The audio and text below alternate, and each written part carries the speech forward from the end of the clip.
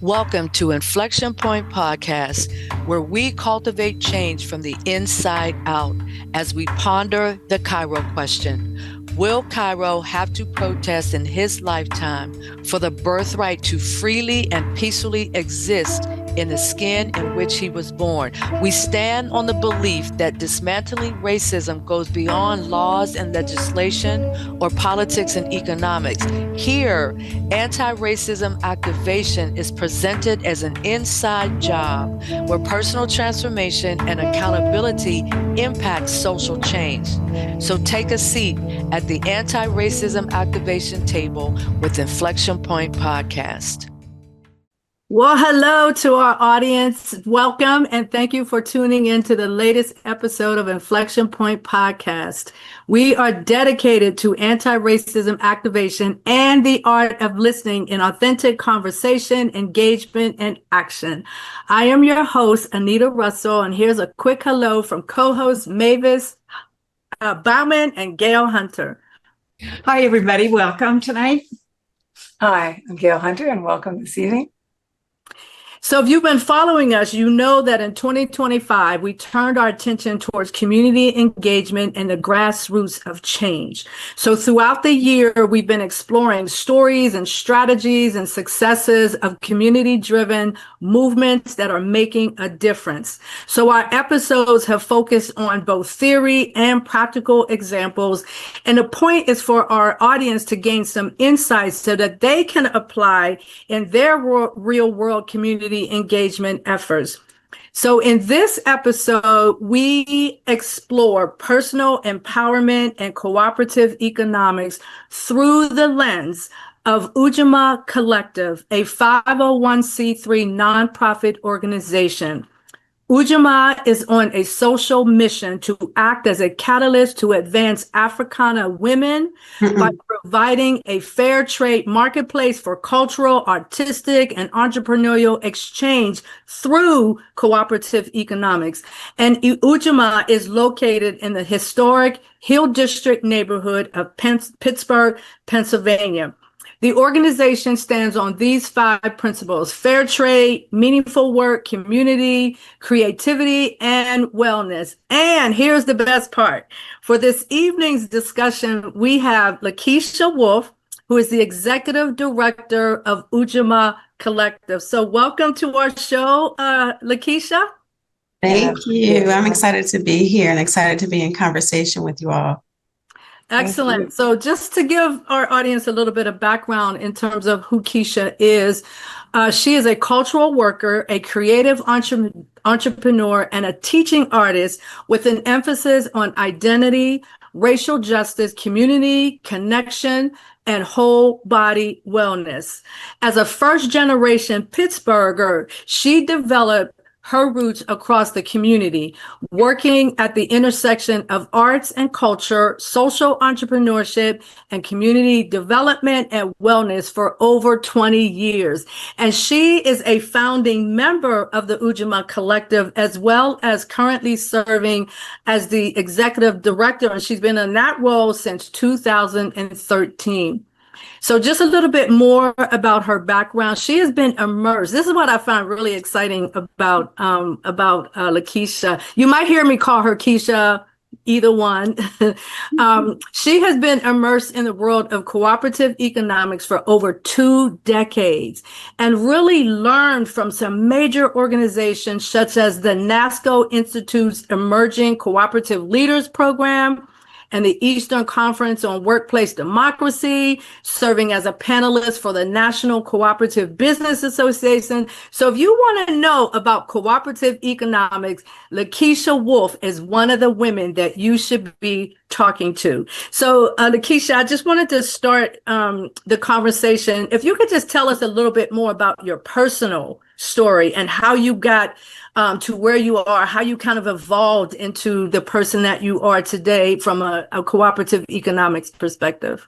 Yeah, I always think about, in my bio, as you read it, I say that I really name that I'm a first generation Pittsburgher. And I say that because, my parents are from Philadelphia.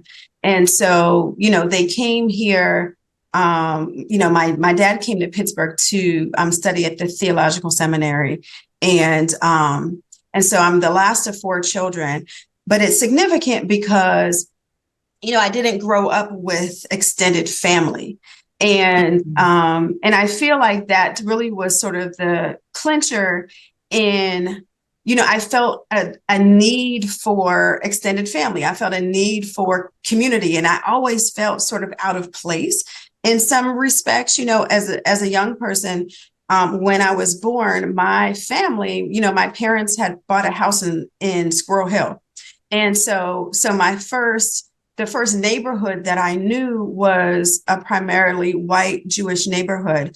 And, being one of probably 2 or 3 Black families in that neighborhood, when I would go to school, all of the other Black children who went to Colfax Elementary School were bused in from other neighborhoods, right? And so at the end of the day, all of the rest of the Black kids would go one way. And then here I am, with my siblings, and we're just, on the bus or walking home or whatever. And so I felt a level of isolation. I also felt, I just felt a void, quite honestly. And I think that in some respects, that's what sort of drove me to have this yearning for community. Right. And so by the time I got a little older and went to college, I went to Penn State. And by that time, I knew that, there were social issues. I knew that, racism was an issue, though I didn't really have a good analysis of things. Right. My parents weren't necessarily talking to me about culture or talking to me about being proud of my identity. Right. It wasn't really a part of their language. And more so was like, go to school, get good grades, and then go to college. Then when you get out, you're going to get a good job, right? Mm-hmm. And so I always felt like there were some missing pieces there. And so I think that in some respects, I was always very open to, and I'm spiritually open to how those things could come to me, right? And so when I went to Penn State, in my reflection now, I recognize that my Penn State experience was probably when I, stepped fully into being a cooperator, right? It's when I was really working wholeheartedly with other people for social change for a community of people, right? So I went to Penn State. And actually after my freshman year, right, this is like the critical piece. After my freshman year, I came back for the summertime, and my dad's friend helped me get a summer job. And, and I was thinking like, okay, I'll work at a summer camp or whatever.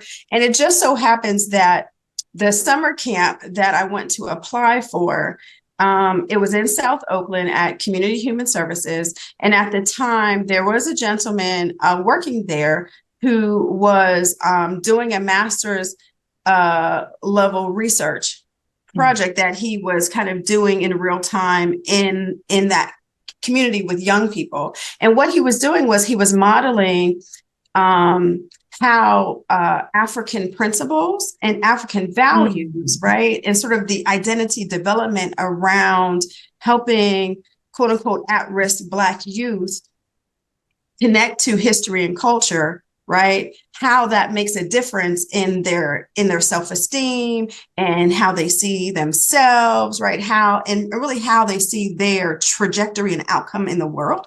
And so, I was 18 at the time, and the students arranged between probably like 12 to 17.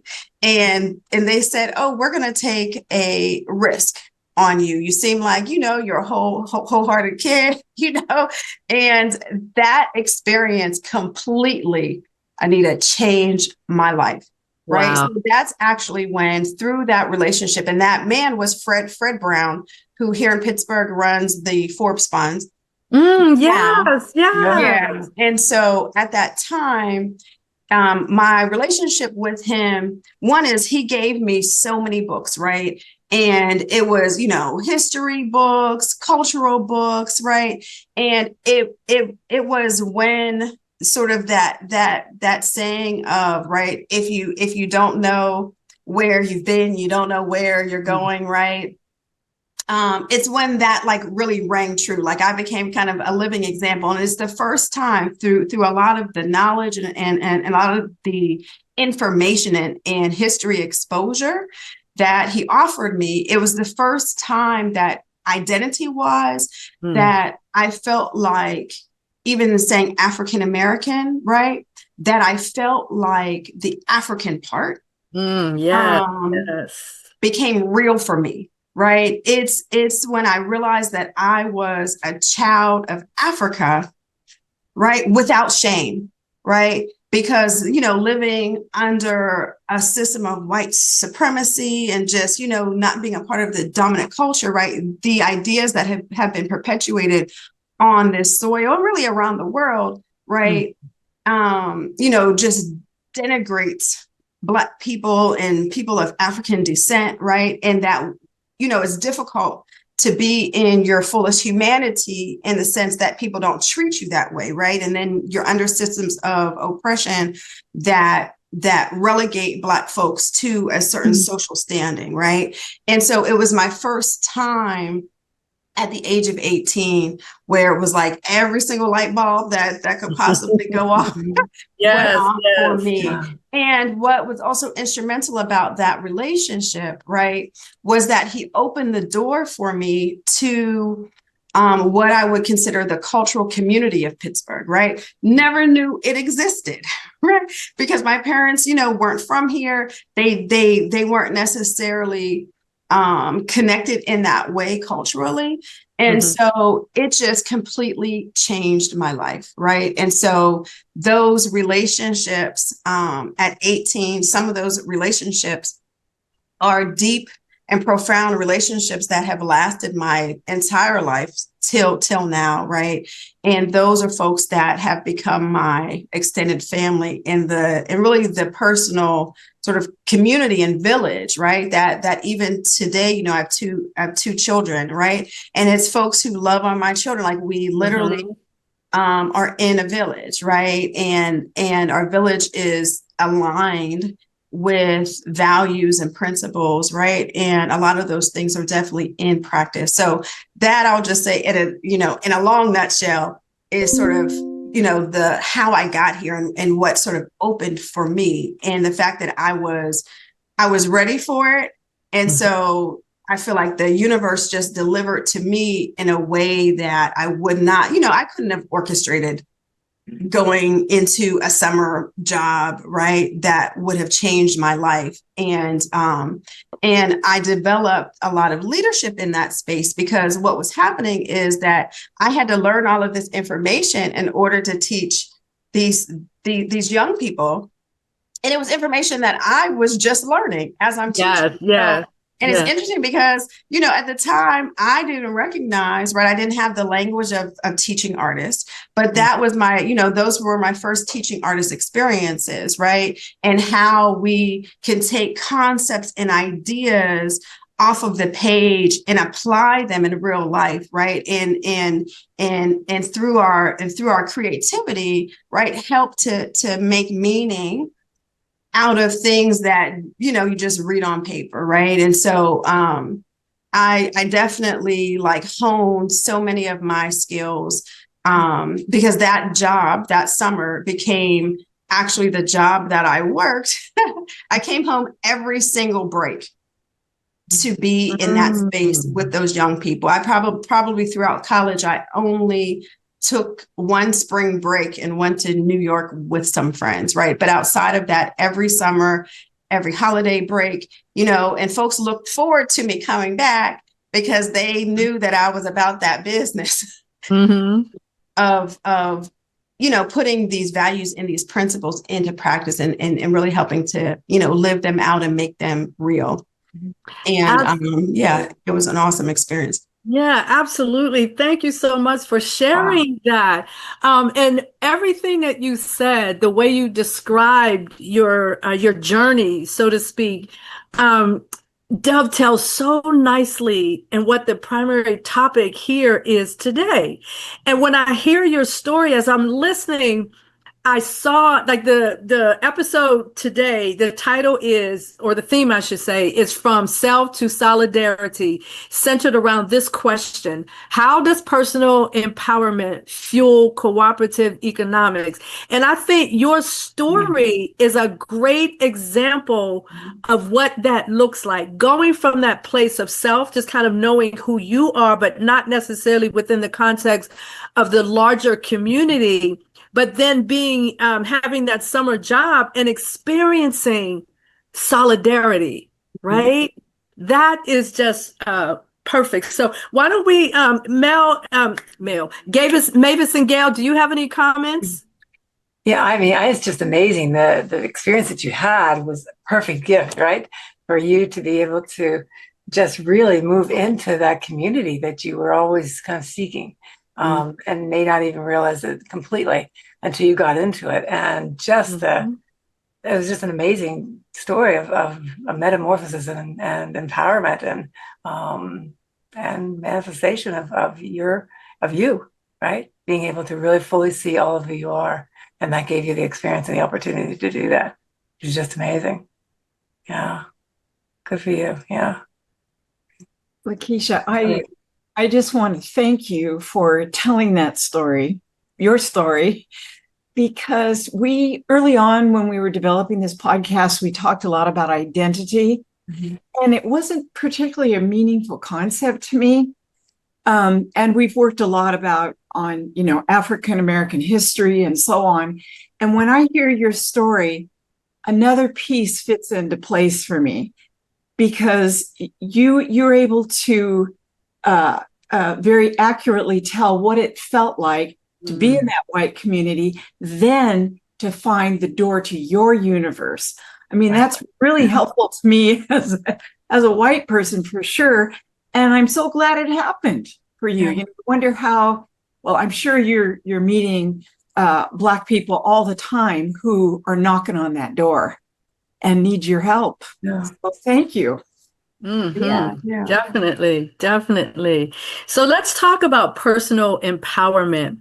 And I have a little bit of a definition or description, I should say. Personal development begins with an individual recognizing their inherent worth, their capabilities, and the power to make choices that impact their life and their community. And it cultivates self-awareness, responsibility, and action. So now let's kind of take a look at the definition of cooperative economics, and then we'll have a conversation about the relationship between the two. So cooperative economics channels that personal power that we just talked about into collective agency by providing the structures like cooperatives and credit unions and mutual aid networks and things like that really allow individuals to pool resources, share some of that risk, and make collective decisions. So from your view, LaKeisha, and based on your experience, how do you look at that relationship between personal empowerment and cooperative economics? It's a very dynamic and mutually reinforcing, but I want to hear a little bit more about how you see that relationship. Yeah, so I consider myself, from those early days until now, right? I would say that, I am an African-centered person, right? Meaning that, in how I identify and see myself in the world, I see it as, being able to put Africa and Africa's children at the center. And so recognizing the history and the things that have occurred in the world to us, right, and with us, right, from our own perspective, right? Because oftentimes when you live in a place where the system around you and really every institution, right, decenters you, right, and not only does it decenter you, right, it does its best to erase your humanity. Absolutely. it's really like a sort of reorienting, right? So I feel like early on I was able to reorient how I even looked at the world, right? And so I think that piece is really critical. And I feel like the other, in saying that, one of the principles that I talk a lot about is this principle that's called Ubuntu, right? And okay, you guys are familiar, wonderful, right? And so this principle is about, right? I'm only human. I'm only a person through my relationships with other people, right? And so, and talking about cooperative economics are about meeting the needs of the community that you are in, right? And folks being together and being able to identify what those needs are, right? And it's about self-help, and really this level of self, and saying self, but self collective responsibility, right? And so really thinking about, how I or anybody else, right, really develops a pathway, right, of personal empowerment to this sort of community cooperative piece, right? Like, it's very difficult to do the personal empowerment thing, right, in this isolated way. So you could read some books, right? Yeah. And you could do some things on your own. You could, I'm a strong believer in affirmations, right? Writing those things down, making those things real, right? And really doing your best to manifest and call to yourself, right, the things you want to see in the world, right? But I believe that, right, when we think about ourselves and our own identity, some of those things only become really manifest through our relationships with other people, right? Like, I don't truly know myself in full, right? There's some aspects I can know about myself, right? But that's why we're born into families. That's why we're born, right? Like, we don't exist in isolation, right?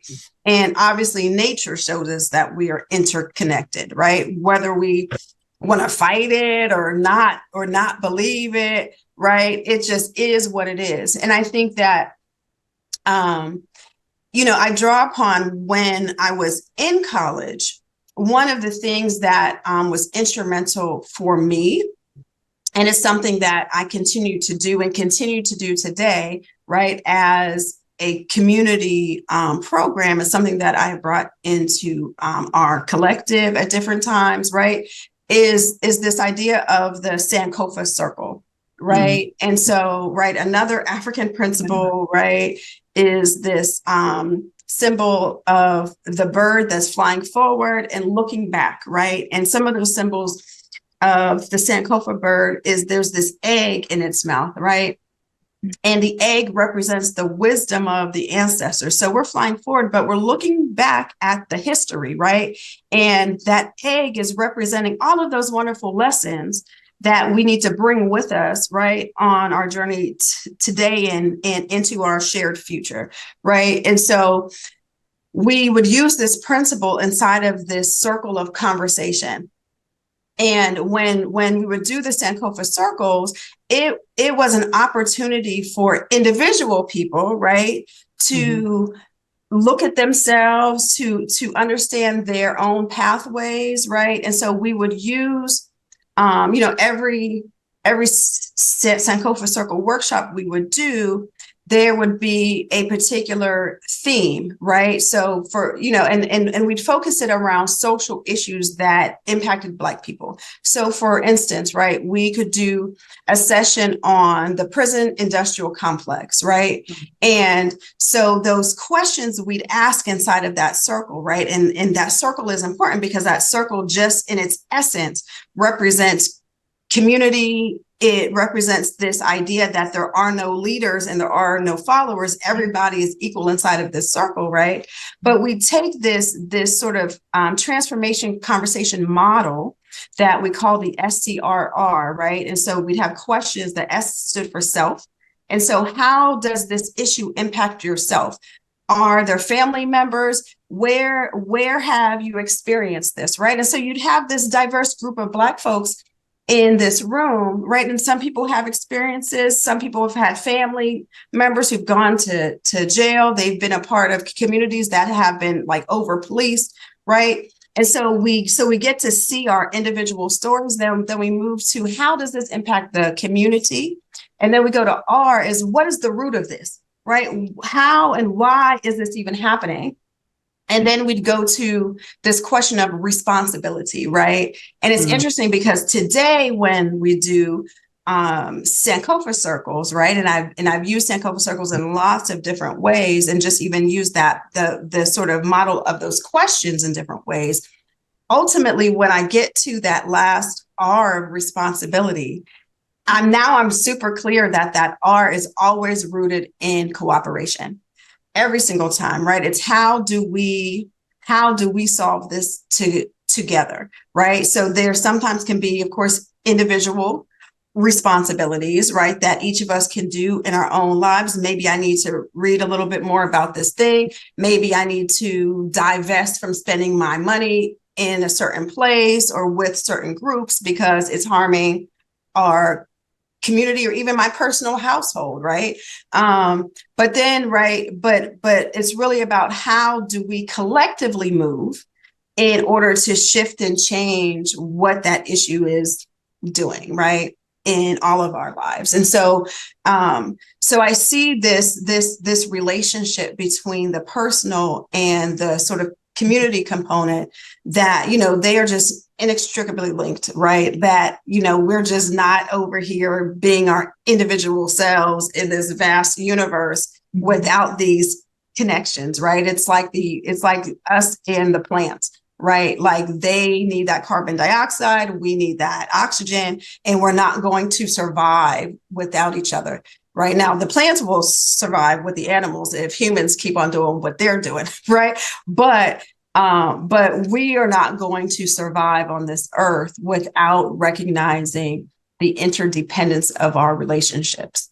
Absolutely, LaKeisha. That was fantastic. And I'm certainly glad you mentioned Ubuntu, and I'm glad you mentioned Sankofa, because both of those principles are inherent in everything that we're talking about as we consider this idea of shifting from this individualistic way of looking at ourselves to collective agency, or moving into a much more values-driven proposition, if you will. So I thank you so much for the way that you laid all of that out. It was really beautiful.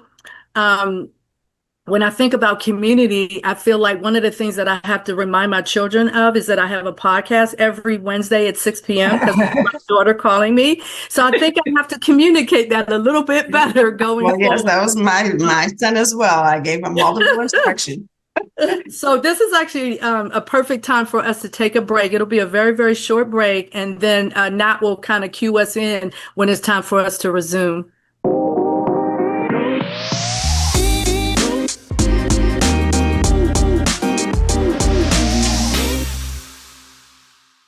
So welcome back to Inflection Point Podcast as we continue our 2025 journey into community engagement and the grassroots of change.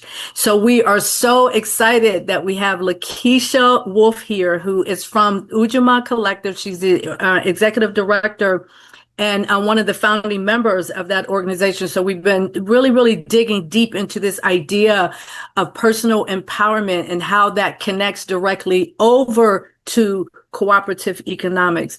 So I want to talk a little bit more about that.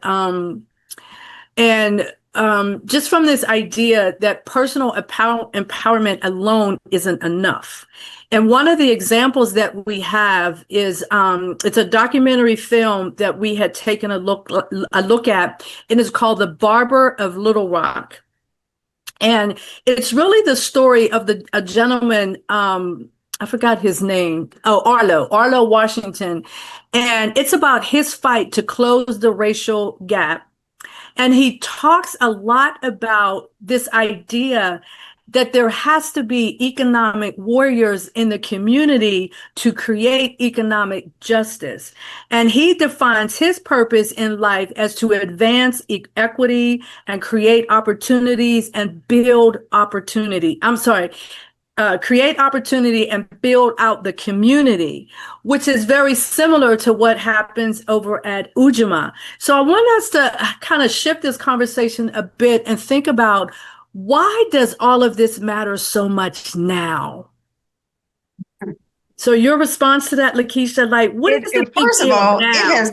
it has always mattered, right? It has always mattered, number one. And, you know, particularly for, you know, I would say the Africana community, African American community, right? These are practices that are inherent in our cultural way of being, right? So that's number one. And only because we have been extracted from our cultural identities, we've been extracted from our, not just, you know, the identities, but in so many ways our own lands, right? And just reoriented into a system that has destroyed our sense of self in so many ways. You know, it's important now because we see the ways that, you know, over time, and I would say probably in my lifetime, right? I'll be 46 years old this year, but in my lifetime, you know, there's been sort of this I guess almost like a decline, right? And we see it obviously right now in this, you know, people talk about this sort of rise of fascism, right, under our current president and all of that, right? But some of, you know, obviously these things have been here. These things have been here, you know. What was happening when I was a student at Penn State is I had, you know, through all of this love and all of this encouragement that I had, you know, and all of these gifts and sort of ways in which I had been nurtured by the cultural community in Pittsburgh. When I went back to Penn State, probably in my junior year, by the end of my junior year, I had, you know, I just had a different lens in which I was looking at the world, right? And I had a better analysis. I had been, you know, we have been doing these Sankofa circles every week. And so there was sort of a shared and inclusive understanding that a community of us had nurtured and gained over time, right? So while you had a diversity of Black folks in the room, especially as young people, we also were very clear in understanding the systems, had a good analysis of our positionality, right? Of where we were, but also where we wanted to be. Right. And so by the time I got to the end of my junior year, I felt empowered enough personally, right, in my community, that I wanted to be the Black Caucus president, right, which is the Black Student Union. Yes. And so all of the things that I had learned, right, working in this youth serving program in Pittsburgh, right, a lot of these skills and these tools, I kind of had this toolkit, and I was able to take it with me into building out this sort of student-run group, right? And so we started to do work in State College in the local community, right? So all of the Black professors, and there weren't a lot of them, but the professors and staff who lived there and worked there, right? A lot of them had children.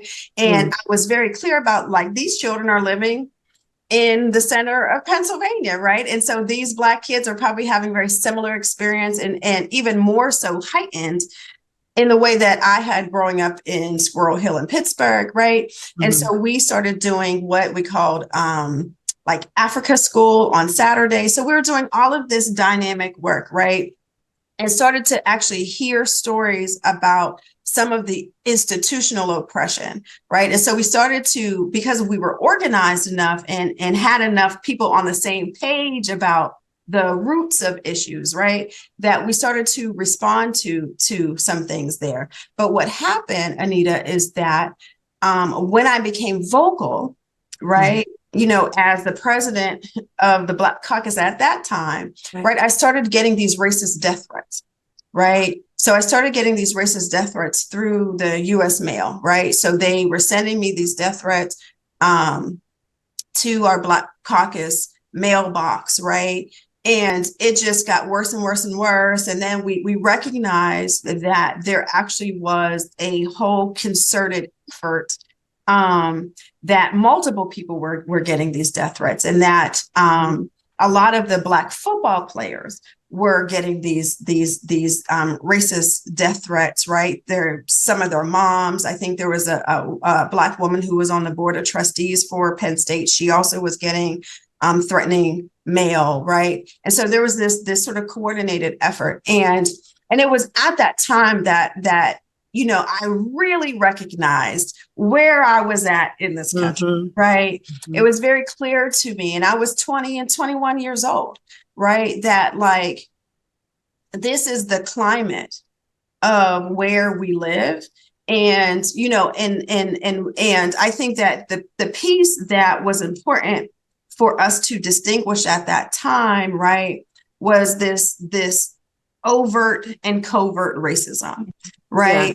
That it's very easy for most of us to say, oh, if you send a letter in the mail, right, and threaten to tar and feather a Black woman and call her all kinds of derogatory names, that's the overt. Right. Everybody generally can be like, that's wrong, right? But the covert racism, the institutional, the systemic, right? How we learn, right? What we're actually learning, what is in the curriculum, right? Those things, like those subtle messages, right? What is the propaganda we get through the media, right?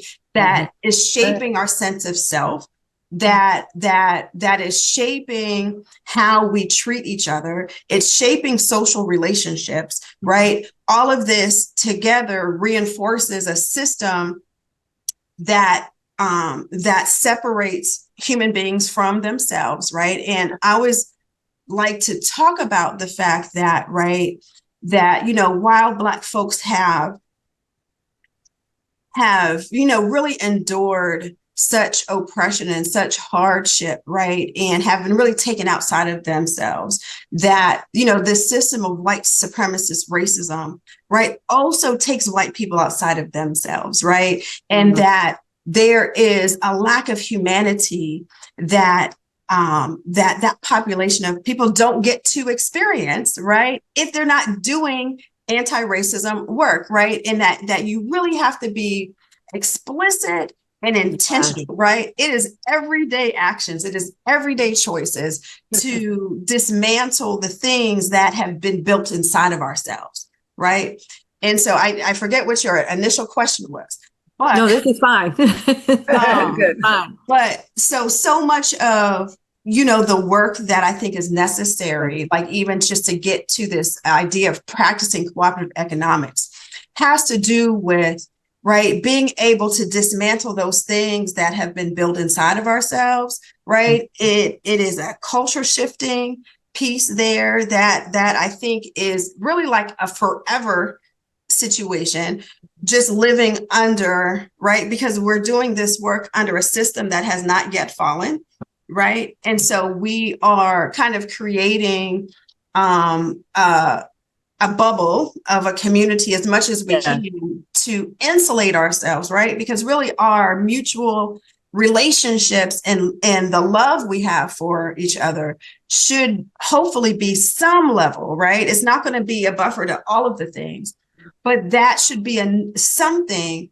that helps to buffer some of the impacts, right? Because we're focused on ourselves, right? It's less about having to consistently respond to outside stimuli, right? We're going to have to do that, right? Because there's something about having to dismantle systems, right? But I found that, a lot of my calling in the world, right, is more so about building the world we want to live in, right? Yes, so I know that people have different callings, and and some people are meant to go into certain kinds of institutions and break them down from the inside out. I don't think that that's what I was called to do, right? It's never really worked out for me in that realm, but I have been consistently called and put in spaces to, I think, kind of shake and ring the bell of like radical imagination, right? Like how can we be? What is the possibility of something new or something different? And even if that something new is really a reclamation of something old, right? That now lives in the future, right? And so it's really about building this shared future, because I feel like the last piece here is that, one of the deathly things that this system does to all of us, no matter what our background or demographics are, is that it crushes our imaginations. It crushes our ability to see something beyond what is here, right? It's why when we think about economics, we only limit it to this idea of money exchange and not the actual exchange of gifts, right? And so to your barbershop experience, or not barbershop experience, but the barbershop film, right? I have a friend who's a part of Co-op Dayton in Dayton, Ohio, Brother Amaha Selassie, my brother from another mother. And what he talks about is, right, as we're building this shared future, right, Arlo and other folks, including myself and maybe some of you all, right, there are those of us who have to be willing to have a level of courage to bring our gifts to the center of the circle, right? There has to be somebody or somebodies who are willing to take those first steps, right? Having a level of individual and collective courage that calls us into a space, right, of purpose and being on purpose, that then is like, hey, everybody, it's not so bad over here. I can see something else, and I'm inviting you in to see it too, and then let's shape it together. Absolutely. And as I listen to everything that you're saying, because I always have like these bridge motifs. Like I think in terms of bridges. Grew up in Pittsburgh, there's bridges all over the place. And I always see bridges as these connections from one place to another place. And so when you think about everything that we're talking about, it's this bridge that takes us from self-awareness, just being aware of who you are, and getting to a place of really recognizing that your personal power increases as you're connected to other people. And one of the things that I thought was so amazing about the barbershop example is that they grew from being a barbershop to being a place where people could receive loans, small personal loans, to actually having a bank, the only Black-owned bank in that community. And so when you think about the sort of the self-awareness of Arlo Washington and what he was growing and how he was expanding his own imagination to be able to see something like that growing in his community. And I feel like in a way, it's very similar to what's happening at Ujamaa. So just so the audience is aware, I'm actually a member of the Ujamaa Collective, made a very dramatic shift in how I do my business and everything to, okay, this is the space that I want, need, and believe I should be in. And so it's just been an incredible experience to kind of get to know and dig in a little bit deeper into the principles of the Ujamaa Collective. So I'm going to stop there. Mavis, Gail, did you have any additional comments before we move into the last segment? Yeah, go ahead, Gail. Just many, but not enough time to go into some. But it's just brilliant, the path that you're taking, and the whole aware consciousness of that you have to start with self, but you have to start with the self of what is based in that absolute truth of who I am, right? And then moving into that collective, then moving into that connectedness and in a relationship with others from the place of that authenticity, right? Mm-hmm. And love. And that is incredible what you are creating and what has been there for eons of time, right? That isn't just this present time, but thousands, hundreds, thousands of years, whatever years that this has been growing and developing in Africa, right? And to remember just to remember, when we can remember who we are, that's when we're free to release all that has been placed upon us, right? Yeah, absolutely. Absolutely. Mavis? I was thinking, LaKeisha, about the Sankofa circles and that, and how you and others have opened up roads to wisdom that often doesn't get shared in our individualistic society. We push older people, experienced people out to the periphery. And if you're reaching into everyone who's a part of the collective, you have enormous resources and power to help young people expand their identity beyond what the system is telling them about what they can do and what they can't do. And would it be correct to think of this as sort of, well, you were using the word bubble, like a separate system where white supremacy is not the hardware and the software for running it? Right. Okay.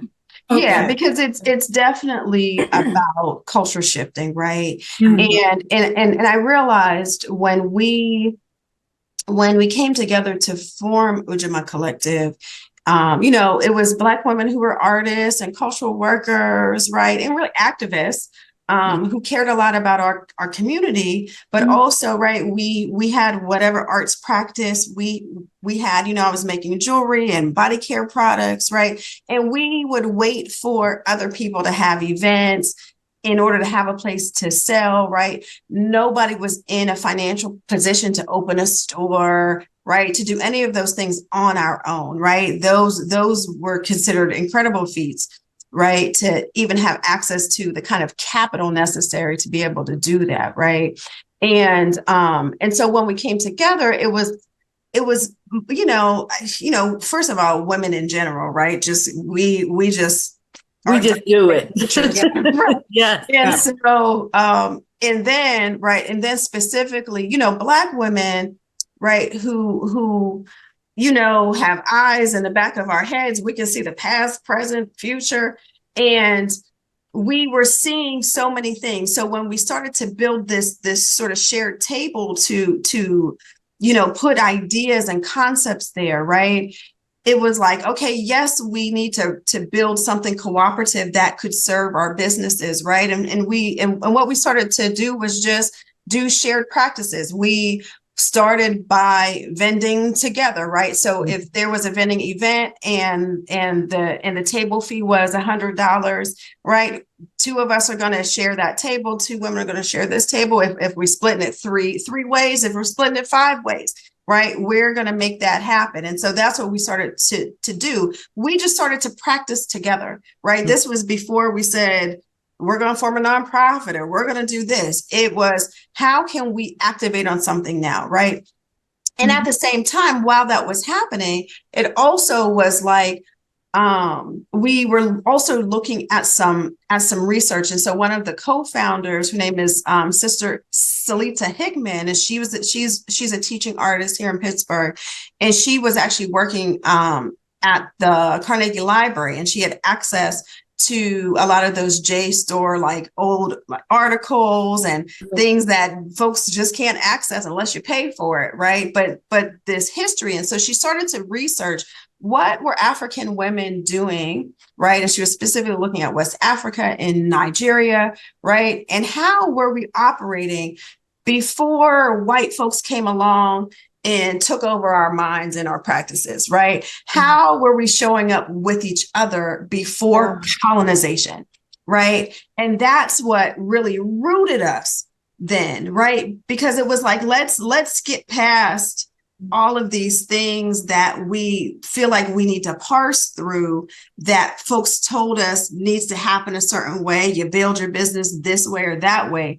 But how were we showing up in community, right? And that's where we realized that these Black women were the movers and shakers in the center of the marketplace, right? And it totally makes sense. So when we think about the root of the word Ujamaa and where it comes from, and this idea of taking care of the family and taking care of the house, right? And of course, within an African-centered perspective, right? Family is not just your like that nuclear family is a very new thing under white supremacy. That's not that's not really a thing for the rest of the world, right?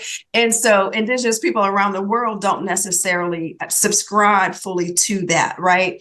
And so this idea of extended family and community, and that what I do has an impact, right? If I'm meeting my needs, if folks are focused on meeting their own needs, a part of what's inherent in that, right? If we're naturally practicing this idea that I'm only a human through other humans, right? That I'm going to bring something to the community, right? I'm making an offering, and so this idea of of making these things real, right? So for us, like, we knew this concept of cooperative economics as a principle of Kwanzaa, right? Like, it's the fourth principle, right? And there's so we had been practicing Kwanzaa, right? But then it was like, what is it about these principles that that can be activated upon, right? And so then we were able to start to build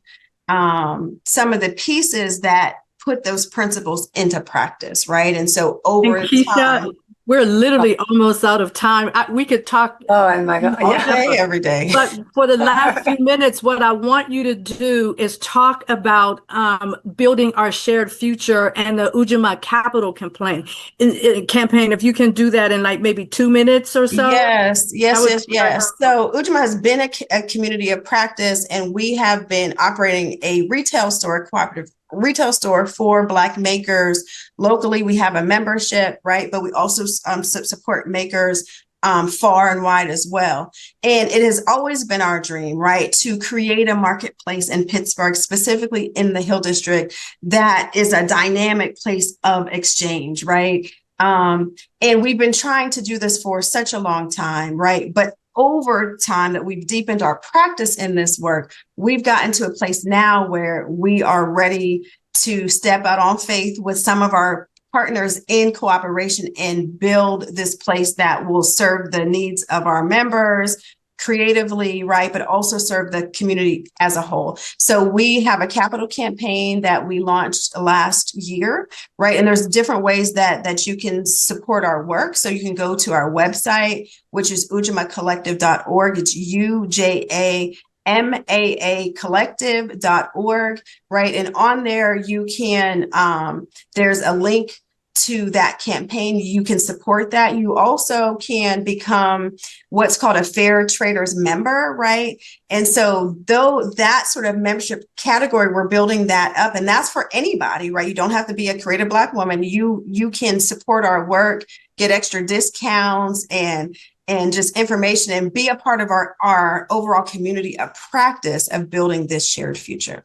Amen. Amen. Thank you so much. We literally have 10 seconds left or something. So I want to close out with this quote. The strength of Ujamaa Collective lies in its proven ability to turn vision into reality. Our history of success, coupled with the determination and resilience of our artisans and supporters, assures that our campaign will establish the foundation of a thriving, innovative home. And so I want to thank you, LaKeisha, for coming on. I just want to finish out with this our Cairo question. We always finish out with this question. Will Cairo, everybody on here knows who Cairo is, right? Will Cairo have to fight in his lifetime for the birthright to freely and peacefully exist in the skin in which he was born? I do this work for my grandson's future, and every last one of us does this work for somebody else's future. And so I want to thank our audience for participating. And you can catch us every first and third Wednesday of the month on Transformation Talk Radio. We're here from 3 p.m. Pacific time and 6 p.m. Eastern time, and we'll catch you at the next episode. Thank you for listening to Inflection Point Podcast, where our mantra is cultivating change from the inside out. The journey towards anti-racism and social change doesn't stop here. Truth, reconciliation, and healing come from ongoing, open, honest, and deliberate conversations. Continue to dive in and deconstruct your thoughts, ideas, and beliefs as we band together to manifest social change. Tune in to Inflection Point Podcast every first and third Wednesday at 3 p.m. Pacific, 6 p.m. Eastern, here on TransformationTalkRadio.com for more conversations about how we can cultivate change from the inside out.